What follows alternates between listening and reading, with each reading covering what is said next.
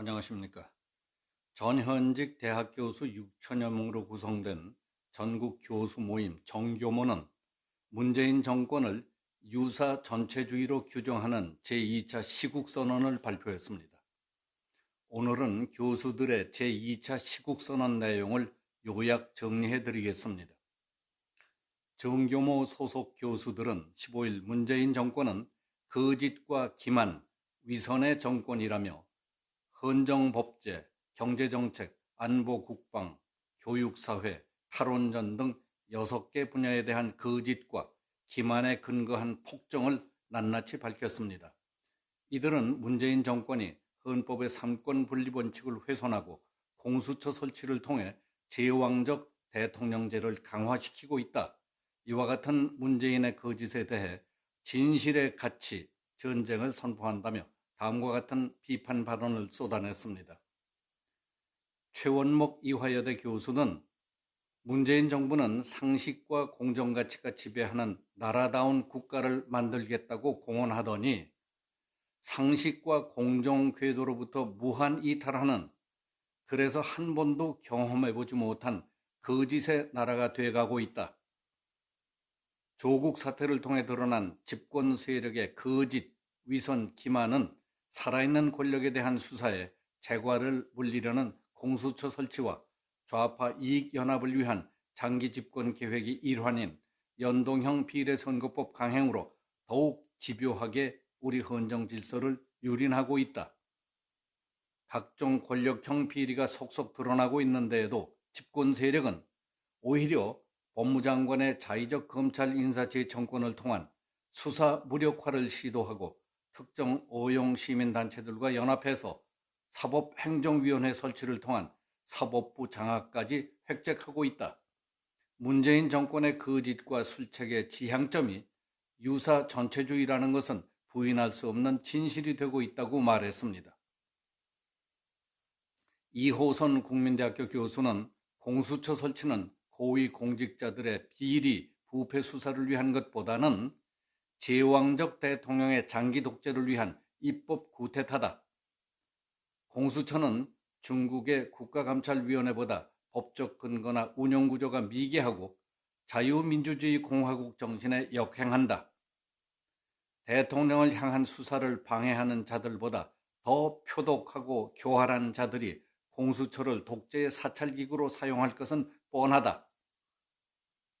문재인 정권은 감찰개혁이라는 거짓말로 국민을 속여 위헌적인 직속 친위 사찰기구를 만들고 군소다당제를 통한 분리와 통치 전략으로 장기 집권을 꾀하고 있다고 했습니다. 이병태 카이스트 경영대 교수는 문 대통령은 고용의 양과 질이 개선되고 있다고 주장하지만 증거했다는 취업자 28만 명 대부분은 세금으로 급조한 단기 아르바이트직이다. 그나마 이를 만들기 위해 세금 1,200억 원을 투자했다. 또 상용직이 증가해 고용의 질이 늘었다고 하지만 상용직이라는 것은 1년 이상의 계역직이라는 뜻이다. 실제로는 정규직 35만 명이 감소돼 15년 만에 최악이다. 비정규직은 748만 명으로 86만 명이 폭증해서 전체 근로자의 36%를 차지하고 있다. 한국 경제가 튼튼하다는 것도 거짓말이다. 자본이 급격하게 한국을 떠나고 있으며 외국인 투자는 지난해 36% 감소했고 한국 기업들의 해외 투자만 급증하고 있다. 기대 인플레이션이 1.7%로 2002년 통계 작성 이후 최저이고 물가지수가 마이너스대로 추락해서 일본형 장기 디플레이션 가능성이 커지고 있다. 문 정권의 부동산 정책은 부자들을 처벌하는 정책으로 일관하며 젊은이들이 집을 살 수 있는 희망을 고갈시키고 있다고 밝혔습니다.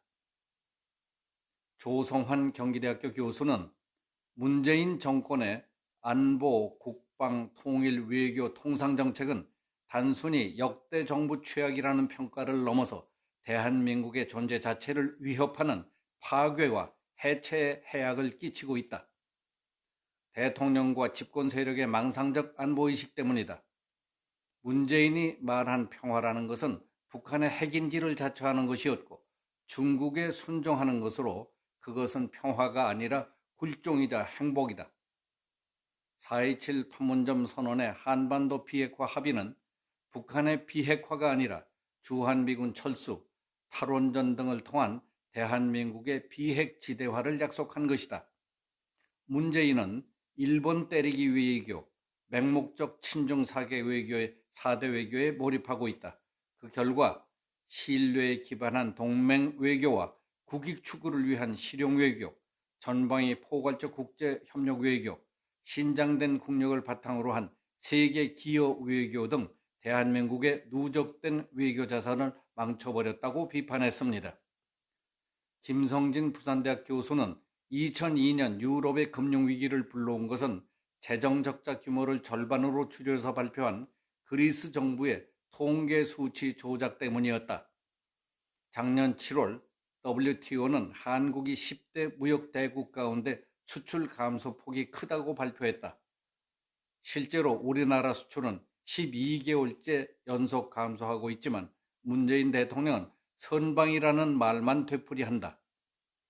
더구나 신년사에서는 공장 폐업이 급증하고 중소기업 부도 사태가 줄을 잇고 있는데도 불구하고 신규 취업자가 늘고 역대 최고의 고용률을 기록했으며 청년 고용률도 13년 만에 최고치를 기록했다며 엉터리 통계 수치로 국민을 속이고 우롱했다. 여론 조작성 여론조사는 자유민주주의와 법치주의에 대한 중대한 도전이며 국정조사를 통해 밝혀내야 할 심각한 범죄 행위라고 지적했습니다. 원자력안전위원회 이병영 박사는 한국형 원자로는 가압형이기 때문에 사고가 일어나도 사람이 죽거나 다치거나 환경이 파괴될 수 없다. 후쿠시마와 체르노빌은 비등형이고 미국 TMI는 가압형이다. 비등형 원전은 수소 폭발로 경납용기가 파괴돼서 방사능이 누출되지만 가압형 원전은 수소를 연소시키는 산소가 발생하지 않거나 발생한다 하더라도 수소와 결합해서 물이 되기 때문에 수소 폭발이 일어나지 않는다. 탈원전 정책에서 가장 우려되는 것은 전기료 상승이 아니라 전기가 없어지는 것이다. 문재인 정권이 원전 위험으로부터 국민을 보호하기 위해 탈원전을 한다는 주장은 전적으로 거짓말이다. 문재인의 탈원전 정책은 역사에 죄를 짓는 심각한 국정문란이라고 강조했습니다. 전국 교수 모임은 다음 사항을 문재인 대통령에게 강력히 요구했습니다. 헌정 질서 파괴를 통한 유사 전체주의 실현 시도를 즉각 중단할 것, 분배 위주 경제정책과 세금 주도 현금 살포 복지 정책을 즉시 폐지할 것, 탈원전 정책을 즉시 폐기할 것, 정치 및 노조 권력의 직간접 개입에 대한 엄중한 처벌과 언론의 중립을 보장할 것, 외고, 자사고 폐지와 같은 졸속 교육 개혁을 즉시 중단할 것, 탈이념 실용주의 노선으로 외교 국방 정책을 전환시키고 주변 우방국과의 신뢰 우호 관계를 회복시킬 것 등 6가지를 강력히 요구했습니다.